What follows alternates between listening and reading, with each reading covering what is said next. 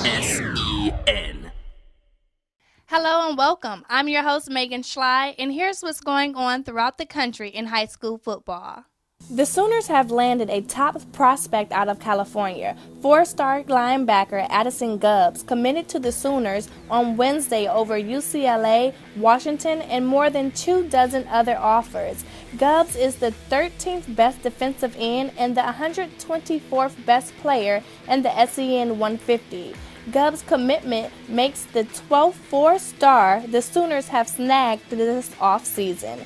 Govs plan to be the catalyst to recruiting other big-time players for the Sooners, but in his words, he said, quote, "It doesn't seem like Oklahoma needs any extra help recruiting," end quote.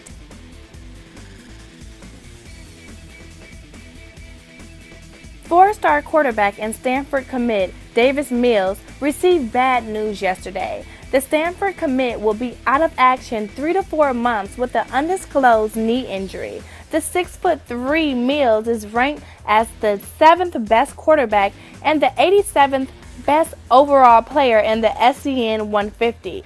Though the injury happened while he wasn't on the gridiron, his coach said it wasn't from doing something stupid, it's just a fluke injury. The LA Times has reported that wide receiver TeeJay Lindsay might be making his return back to Bishop Gorman after transferring to Corona Centennial last spring. SEN ranks TeeJay as the 5th best wide receiver in the country and the 36th best player for the class of 2017. TeeJay is also set to make his college decision this month. Sources say Ohio might be his favorite as Lindsay's former teammate and potential teammate again, quarterback Tate Martell, has already committed to Ohio State. Florida coach Jim McElwain announced Wednesday that all SEC cornerback Jalen Tabor and sophomore tight end Ciante Lewis have been suspended from the team and will miss the season opener against UMass on September 3rd.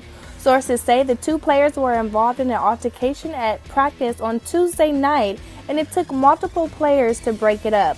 Both Ciante and Jalen will not be involved in the team or practice due to behavior that is not acceptable.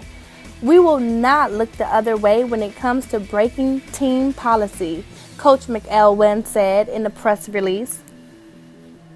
The recruiting guru has gotten a raise. Michigan coach Jim Harbaugh will make $7 million per year through the 2021 season. According to Yahoo, the coach signed an addendum to his original deal on June 3rd, which increases his $5 million salary. Last season, Harbaugh's base salary was $500,000, which was supplemented by a $4.5 million payment in the media appearances and apparel contracts.